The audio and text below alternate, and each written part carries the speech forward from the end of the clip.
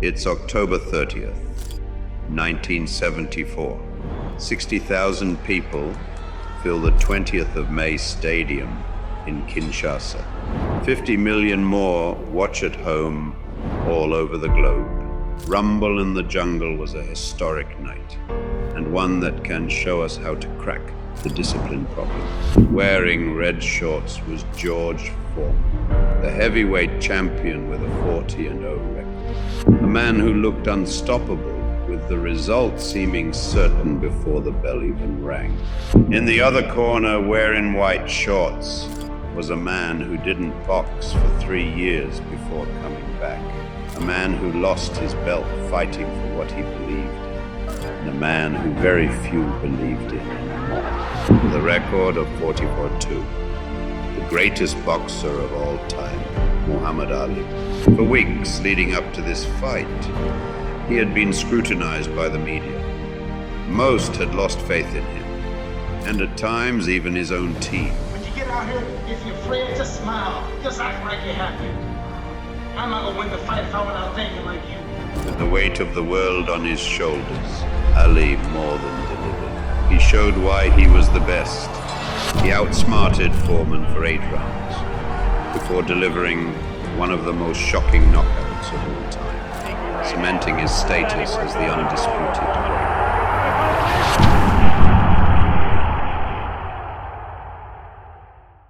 But how did he do it?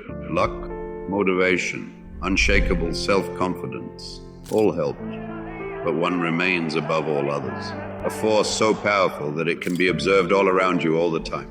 In the phone you use, the car you drive, the clothes you wear, the sports you watch, everything. The one thing in common behind mankind's every great achievement, and one you will need in your journey: discipline.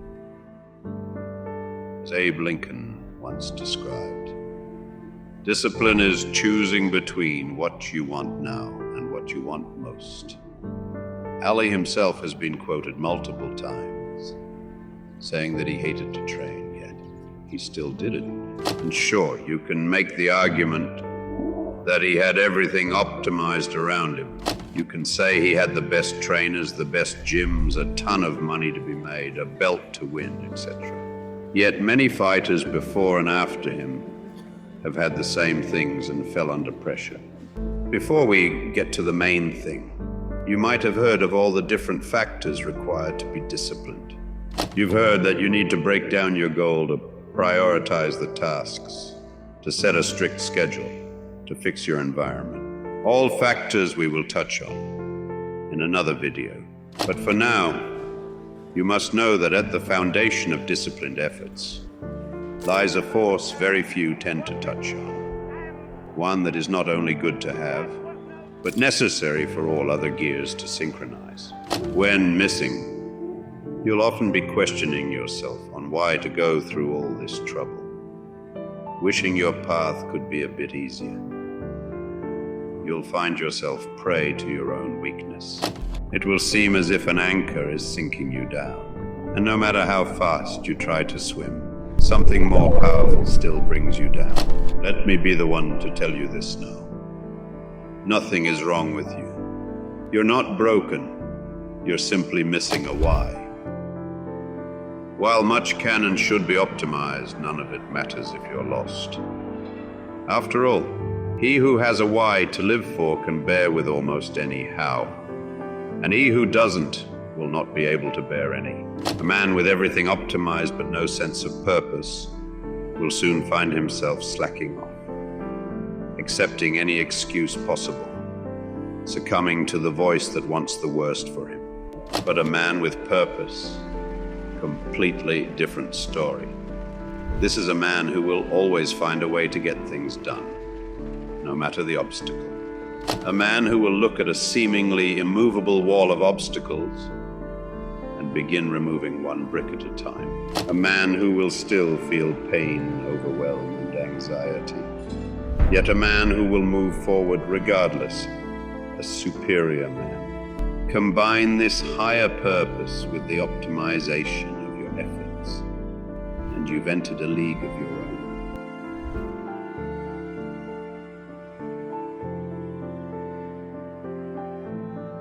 When you know why you're doing things, there will be plenty of days when you still hate it. Plenty of days when you'll consider giving up and succumbing to your excuses. Plenty of days when you wish you would have done something else instead, some more seemingly pleasant pursuit. Despite this ever so overwhelming mix of emotions, you will find a way to gather yourself and do what must be done. Tired, sick, anxious, overwhelmed, it won't matter. You will take the step that gets you closer to the top. You will work hard, you will optimize, and you'll push through the complex challenges and obstacles. Slow and steady, you'll make your way to the mountaintop. I wish there was an easy, straightforward way to find it. I truly would. But there isn't. You must step into the arena of self and battle it out. Whether through journaling or meditation, this is a fight that requires you to find stillness, both from the world and from your demons. You must clear the clouds that plague your mind. There is no room for distractions here. Turn off your phone, unplug your internet router, and step away from the chaos of daily life. Then, take whichever goal you are currently committed to, or trying to commit to, and ask yourself, why do I want this? Whichever answer you get back, assume it is not the truth, at least not in full. It is a deceiving strike that you must dodge and counter.